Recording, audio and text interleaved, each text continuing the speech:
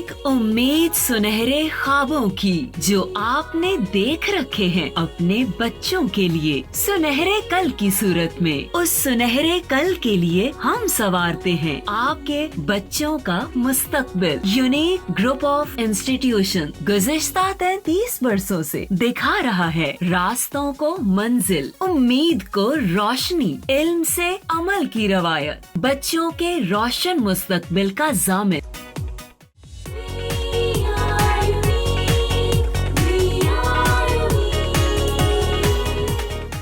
औज़ुबिल्लाहि मिनश्शैतानिर्रजीम बिस्मिल्लाहिर्रहमानिर्रहीम।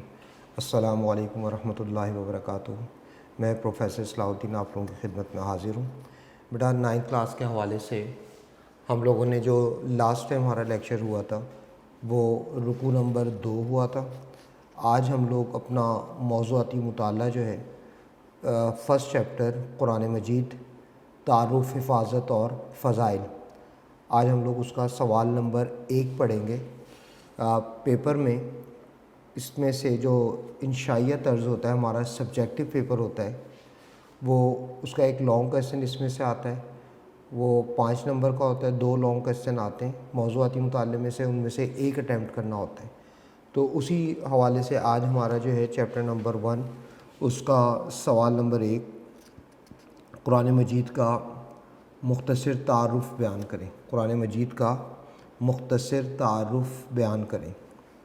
तो बेटा इसमें सबसे पहले हम लोग जो चीज़ पढ़ेंगे वो किसी भी सवाल को शुरू करने से पहले सबसे पहले हम उसका तारुफ़ पढ़ते हैं कि उसका तारुफ़ क्या है।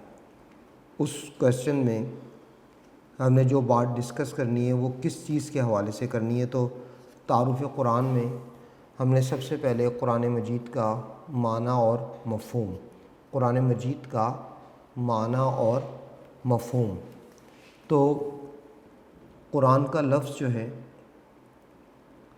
ये क़राअतुन से मश्तक़ है, क़राअतुन से मश्तक़ है, जिसके माना पढ़ना और जमा करना के हैं, जिसके माना पढ़ना और जमा करना के हैं।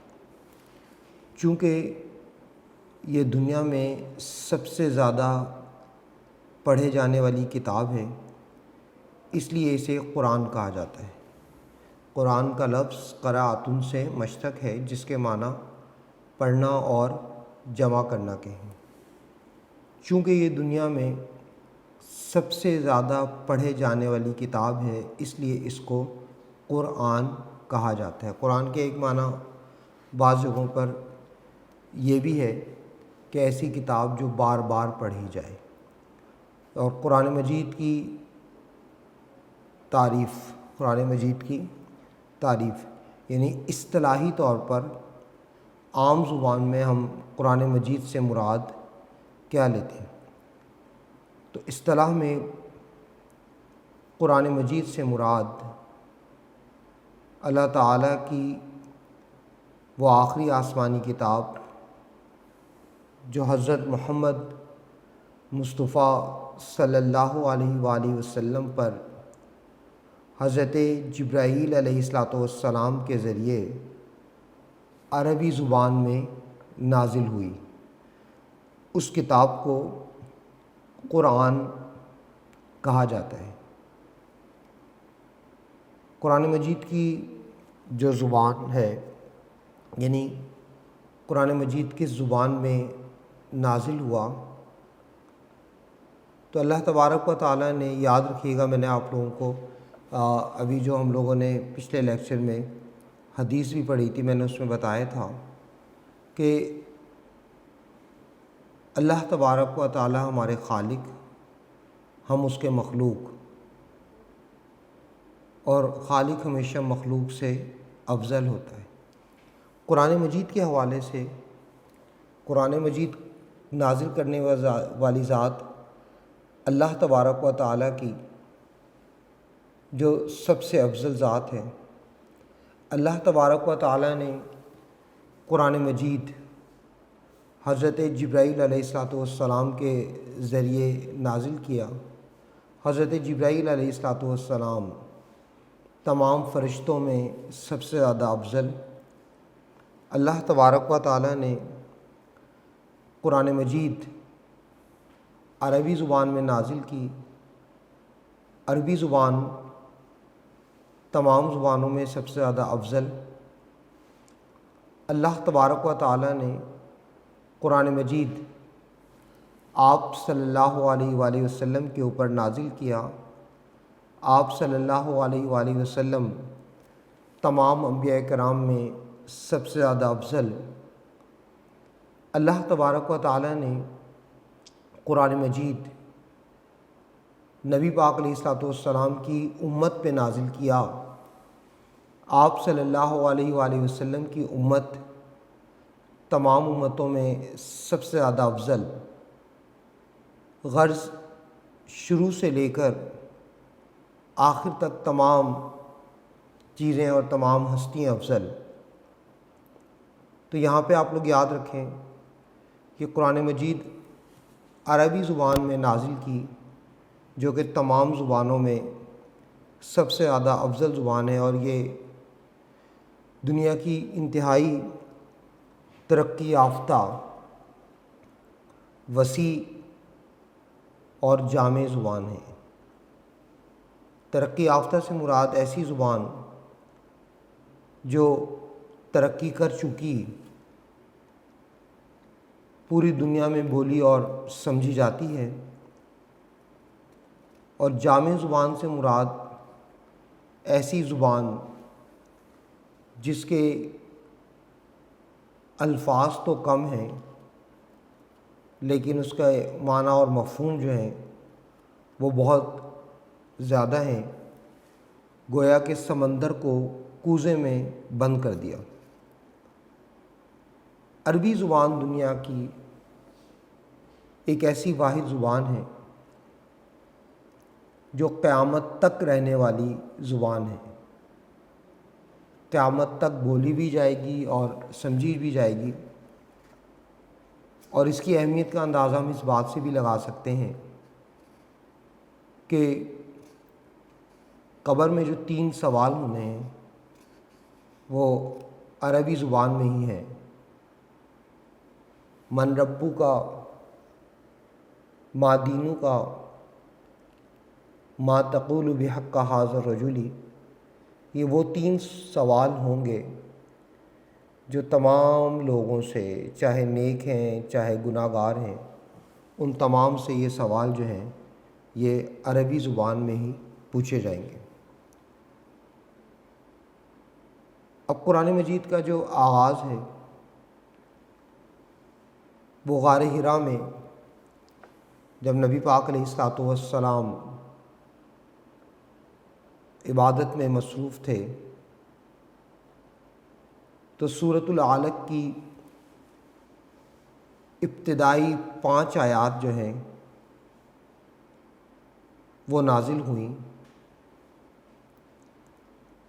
اللہ تبارک و تعالیٰ ارشاد فرماتے ہیں، بسم اللہ الرحمن الرحیم، اقرأ بسم ربک الذی خلق،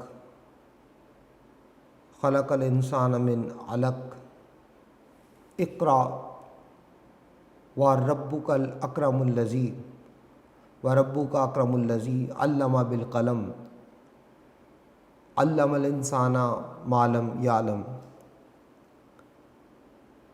اے نبی اپنے رب کے نام سے پڑھیے جس نے پیدا کیا، جس نے انسان کو جمے ہوئے خون سے پیدا کیا،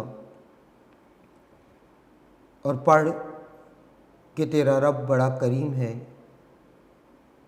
جس نے قلم سے پڑھنا لکھنا سکھایا اور انسان کو وہ سب کچھ سکھایا جو وہ نہیں جانتا تھا۔ اس پہلی وحی میں اللہ تبارک و تعالیٰ نے نبی پاک علیہ الصلوۃ والسلام کو تخلیق انسانیت کے بارے میں بتایا کہ انسانوں کو کس طرح پیدا کیا گیا، اور ساتھ ہی ساتھ یہ بھی بتا دیا کہ علم کی کیا فضیلت ہے اور قلم کی کیا فضیلت ہے۔ بغیر قلم کے علم حاصل نہیں ہو سکتا۔ تو اس پہلی وحی میں اللہ تبارک و تعالیٰ نے اپنے محبوب کو قلم کے بارے میں بھی بتا دیا، اور آخری وحی جو ہے وہ اس وقت نازل ہوئی جب نبی پاک علیہ الصلوۃ والسلام نے اپنی زندگی کا پہلا اور آخری حج کیا۔ خطبہ حجۃ الوداع کے موقع پر میدان عرفات میں آخری وحی نازل ہوئی، جو کہ سورۃ المائدہ پارہ نمبر 6 اور آیت نمبر 3، الیوم اکملت لکم دینکم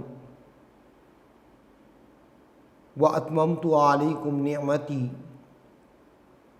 ورضیت لکم الاسلام دینا۔ اللہ فرماتے ہیں کہ اے نبی صلی اللہ علیہ وآلہ وسلم، آج میں نے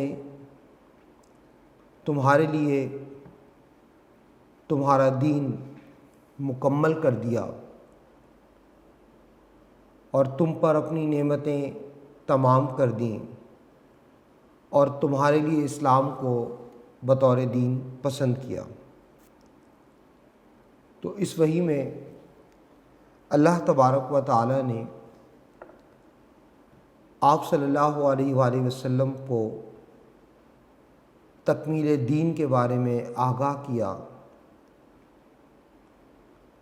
اور بتا دیا کہ اب دین میں مزید کوئی اضافہ نہیں ہوگا، اور ساتھ ہی ساتھ بتا دیا کہ آپ پر اپنی نعمتیں تمام کر دیں۔ یہاں پر نعمتیں تمام ہونے سے مراد نبوت کا سلسلہ ختم ہونا ہے کہ نبی آج نبوت کا سلسلہ بھی آپ صلی اللہ علیہ وآلہ وسلم پر آ کر اختتام پذیر ہوا۔ اب کوئی دوسرا نبی بھی نہیں آئے گا، اور اسلام پر اللہ تبارک و تعالی نے اپنی پسندیدگی کا اظہار کیا کہ آج جو اسلام ہے میں نے اس کو آپ کے لیے بطور دین جو ہے وہ پسند کر لیا۔ اس کے بعد میں نے بورڈ پہ آپ لوگوں کو دیکھو ایک یہ ٹیبل بنا دیا آپ لوگوں کی آسانی کے لیے۔ قرآن مجید کا مدت نزول، یعنی قرآن مجید کتنے عرصے میں نازل ہوا، تو یہاں پہ آپ لوگ یہ ذہن میں رکھیں کہ جو مدت نزول ہے قرآن مجید کا، اس کو ہم دو حصوں میں تقسیم کریں گے۔ پہلا دور ہے مکی دور اور دوسرا مدنی دور۔ مکی دور یہ 13 سالوں پر مشتمل ہے، جبکہ مدنی دور جو ہے یہ 10 سال پر۔ یہ جو 13 سال ہیں یہ اعلان نبوت سے لے کر ہجرت مدینہ تک،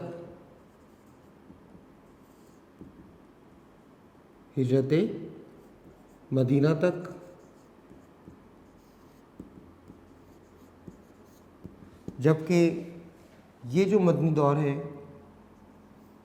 یہ ہجرت مدینہ سے لے کر وصال نبوی تک۔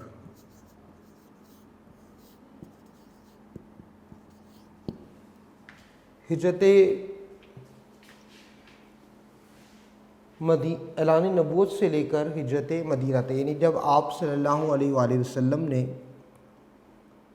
نبوت کا اعلان کیا، اس وقت آپ صلی اللہ علیہ وآلہ وسلم کی عمر مبارک 40 سال تھی، اور جب آپ صلی اللہ علیہ وآلہ وسلم نے کفار کے ظلم و ستم سے تنگ آ کر اللہ تبارک و تعالیٰ کے حکم سے مدینہ ہجرت کی، اس وقت آپ کی عمر 53 سال یعنی 53 ایئرس تھی۔ یہ 53 اور 40 کا ڈفرنس جو ہے یہ 13 سال ہے۔ یہ 13 سال جو ہے یہ مکی دور کہلاتا ہے، اور اسی طرح جب آپ نے ہجرت مدینہ کی، وہیں سے آپ کا مدنی دور کا آغاز ہوتا ہے، جب آپ کی عمر 53 سال تھی، اور مدنی دور مکمل ہوتا ہے وصال نبوی تک، یعنی جب آپ صلی اللہ علیہ وآلہ وسلم نے اس دنیا سے پردہ کیا۔ جب ہم 53 کا اور 63 کا ڈفرنس نکالتے ہیں تو یہ 10 سال بنتے ہیں۔ یہ 10 سال جو ہیں یہ مدنی دور کہلاتا ہے۔ یاد رکھیے گا کہ مکی دور جو ہے اس میں ٹوٹل 86 صورتیں نازل ہوئیں، اور مدنی دور میں 28۔ مکی دور میں 86 صورتیں اور مدنی دور میں 28 صورتیں نازل ہوئیں۔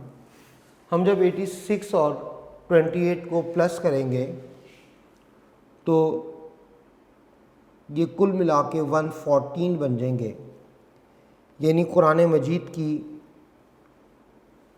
کل صورتیں جو ہیں وہ 114 صورتیں ہیں، 114 صورتیں۔ تو اس ٹیبل کو بھی آپ لوگ اپنے ذہن میں رکھنا، اگر مناسب سمجھیں تو یہ ٹیبل آپ اپنے بک یا نوٹس پر بنا بھی سکتے ہیں، اس کے ذریعے یاد کرنے میں آسانی ہو جائے گی۔ اس کے بعد ایک قرآن مجید کی ترتیب یاد رکھیں۔ جب ہم ترتیب قرآن کی بات کرتے ہیں تو ترتیب قرآن دو طرح سے ہمیں سمجھ میں آ سکتی ہے، ایک ترتیب نزولی اور ایک ترتیب توقیفی۔ ترتیب نزولی سے مراد وہ ترتیب جس ترتیب سے قرآن مجید نازل ہوا، جبکہ ترتیب توقیفی سے مراد وہ ترتیب جس ترتیب سے حضرت جبرائیل علیہ السلام نے اللہ تبارک و تعالیٰ کے حکم سے نبی پاک صلی اللہ علیہ وآلہ وسلم کو واقف کیا یا آگاہ کیا۔ تو توقیف کا معنی واقف کرنا یا آگاہ کرنا۔ اب اگر ہم ترتیب نزولی کی بات کرتے ہیں تو یاد رکھو کہ ترتیب نزولی کے لحاظ سے پہلی سورت جو ہے وہ سورۃ العلق ہے، اور آخری جو ہے سورت وہ سورۃ المائدہ اور اس کا آیت نمبر 6۔ تو ہونا تو یہ چاہیے تھا کہ قرآن مجید میں پہلی سورت سورۃ العلق ہوتی اور آخری سورۃ المائدہ، لیکن ہمارے پاس جو گھروں میں قرآن مجید موجود ہے اس میں الحمد سے سٹارٹ ہو رہا ہے اور والناس پر اختتام ہو رہا ہے۔ یہ وہ ترتیب ہے جس ترتیب سے حضرت جبرائیل علیہ السلام نے نبی پاک علیہ السلام کو آگاہ کیا۔ اس کے بعد ہم دیکھتے ہیں کہ قرآن مجید میں کن چیزوں کے بارے میں ڈسکس کیا گیا، کون سی ایسی باتیں ہیں جو اللہ تبارک و تعالی نے بیان کی، اگرچہ قرآن مجید میں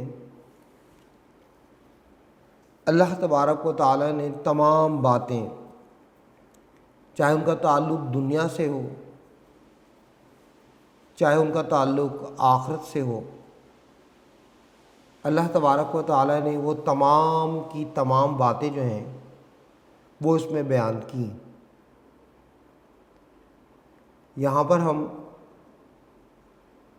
جو خاص باتیں ہیں، جو چیدہ چیدہ پوائنٹس ہیں، 4-5 وہ ہم ڈسکس کر لیتے ہیں۔ تو اللہ تبارک و تعالی نے قرآن مجید میں عقائد و عبادات کے بارے میں ذکر کیا، ہمارے بیسک بلیفز، عقائد عقد سے بنا، عقد کے معنی گرہ لگی ہوئی، تو عقد کے معنی عقائد ایسی باتیں جو ہمارے ساتھ گرہ لگی ہیں، جیسے اللہ تبارک و تعالیٰ کی ذات وہ واحد ہے، یہ بات ہم بخوبی جانتے ہیں۔ 1,24,000 پیغمبر اللہ تبارک و تعالیٰ نے بھیجے، اس بات پر ہمارا عقیدہ ہے۔ تو یہ تمام چیزیں جو ہیں یہ ہمارے عقائد ہیں۔ اسی طرح عبادات کے بارے میں ذکر ہے، نماز کے بارے میں، روزہ، زکوٰۃ، حج، تو یہ تمام عبادات یہ بھی اللہ تبارک و تعالیٰ نے ہمیں بتا دی۔ اسی طرح قانونی مساوات، یہ قانون کی نظر میں کس طرح تمام انسان جو ہیں وہ برابر ہیں۔ اسی طرح عدل و انصاف، اس کے بارے میں بتایا۔ معاشرتی ذمہ داریوں کا وہ تذکرہ اس میں موجود ہے۔ معاشرتی ذمہ داریاں ہیں کہ بحیثیت باپ یا بحیثیت ماں ہماری کیا ذمہ داری ہیں، اسی طرح بحیثیت شوہر یا بحیثیت بیوی کیا ذمہ داریاں ہیں، بحیثیت اولاد ہماری کیا ذمہ داریاں ہیں۔ غرض ہمارا جو بھی تعلق ہے یا ہمارا جو بھی پیشہ ہے، معاشرے میں رہتے ہوئے ہم ان کو کس طریقے سے احسن انداز میں ہم ان کو پورا کر سکتے ہیں۔ اسی طرح قرآن مجید میں اللہ تبارک و تعالی نے اخلاق حسنہ، اچھے اخلاق کی تعلیم دی کہ اچھا اخلاق کیا ہے۔ اخلاق سے مراد انسان کے اندر رچی بسی باتیں جو اس سے بے تکلف سرزد ہوتی ہیں، ہمارا گفتگو کا انداز، ہمارا بیٹھنے کا انداز، کھانے کا انداز، یہ تمام چیزیں جو ہیں یہ ہمارے اخلاق کو ظاہر کریں گی۔ اسی طرح رذائل اخلاق، اس سے بچنے کا حکم دیا گیا۔ رذائل اخلاق سے مراد ہوتا ہے اخلاق کو بگاڑنے والی باتیں، جھوٹ، چغلخوری، غیبت، حسد، کینہ، نفاق، یہ تمام وہ چیزیں ہیں جس سے کسی بھی انسان کا اخلاق جو ہے وہ متاثر ہو سکتا ہے، ان سے بچنے کے بارے میں بتایا گیا کہ کس طرح ہم ان سے بچ سکتے ہیں۔ قرآن مجید میں انبیاء کرام علیہ الصلاۃ والسلام اور ان کی اقوام کے سبق آموز واقعات بیان کیے گئے۔ سبق آموز سے مراد ایسی باتیں یا ایسے واقعات جن سے ہم کوئی بھی سبق حاصل کر سکتے ہیں، ہمیں سیکھ مل سکتی ہے۔ اسی طرح قرآن مجید میں مقصد حیات، زندگی کا مقصد، وہ بیان کر دیا گیا، جیسا کہ اللہ تبارک و تعالی قرآن مجید میں ارشاد فرماتے ہیں کہ وما خلقت الجن والانس الا لیعبدون، اور ہم نے جنات اور انسانوں کو اس لیے پیدا کیا کہ وہ اللہ تبارک و تعالی کی عبادت کریں۔ تو بیٹا ہمارا اور جنات کو پیدا کرنے کا مقصد صرف اور صرف یہ ہے کہ ہم دنیا میں رہتے ہوئے اس دنیا کو عارضی ٹھکانہ سمجھیں اور اللہ تبارک و تعالیٰ کی عبادت کریں۔ اسی طرح قرآن مجید میں قیامت و حشر یعنی کہ جو ڈے آف ججمنٹ ہے، یوم آخرت ہے، اس کے بارے میں تفصیلاً بیان کیا گیا۔ جنت اور دوزخ، اس کے حالات و معاملات وہ اس میں بیان کر دیے گئے۔ اس کے بعد ہم دیکھتے ہیں قرآن مجید کے جو سورتیں ہیں ان کی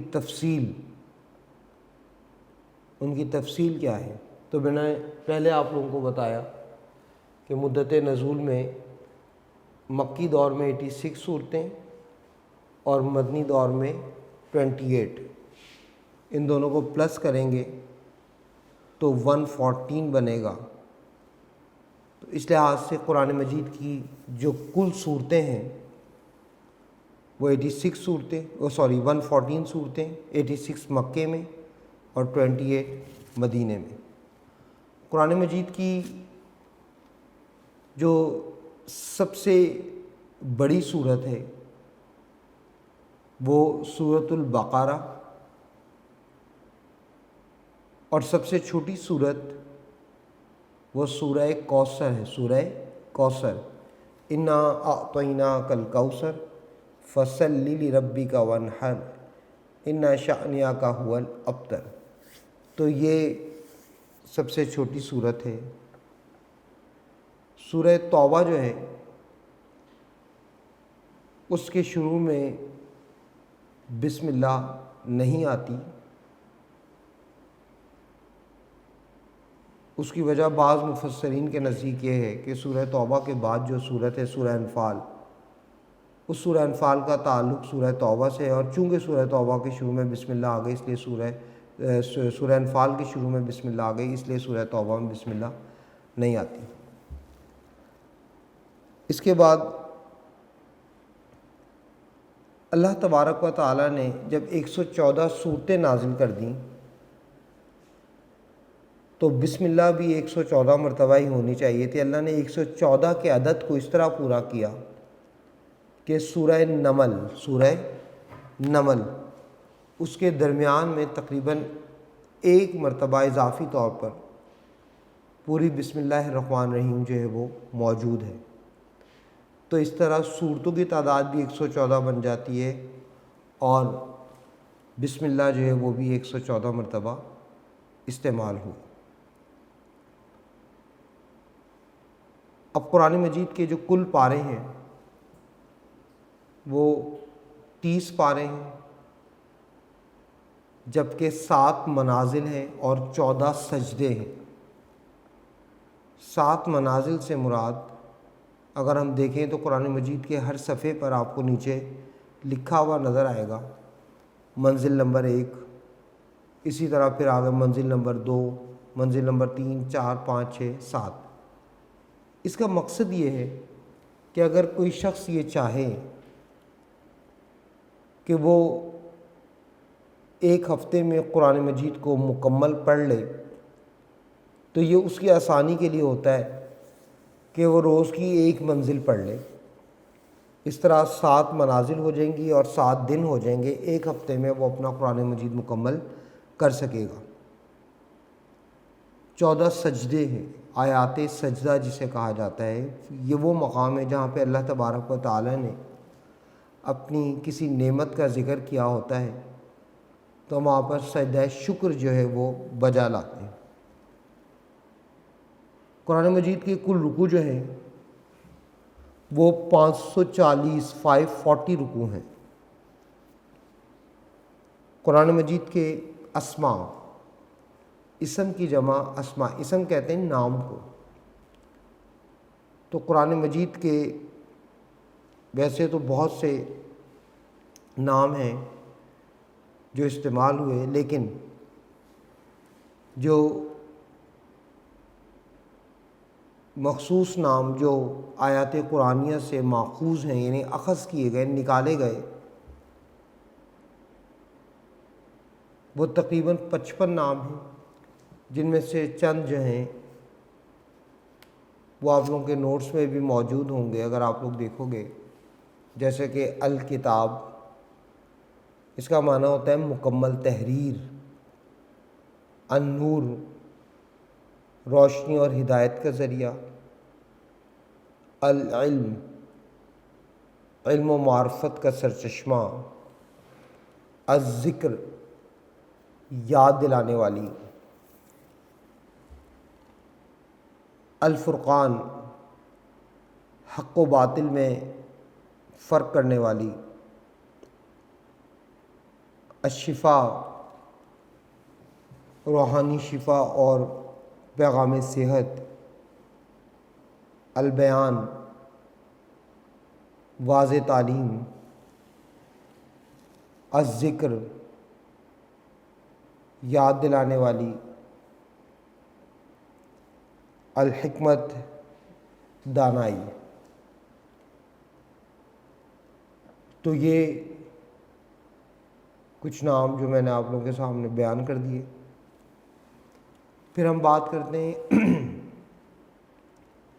اعراب کے بارے میں۔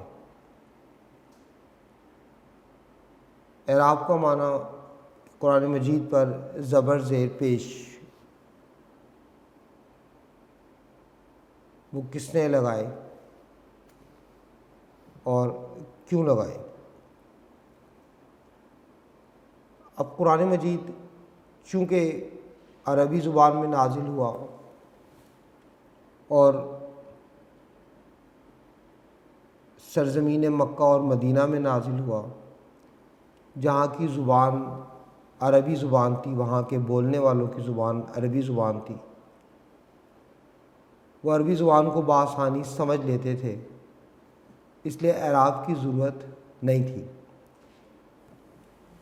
جب اسلام سرزمین عرب سے نکل کر آہستہ آہستہ دوسری اسٹیٹس تک پہنچا، ریاستوں تک پہنچا یا دوسرے ممالک تک پہنچا، تو چونکہ وہاں کے رہنے والے لوگوں کی زبان عربی زبان نہیں تھی، لہٰذا ان کو بولنے اور سمجھنے میں کافی دشواری ہوتی تھی۔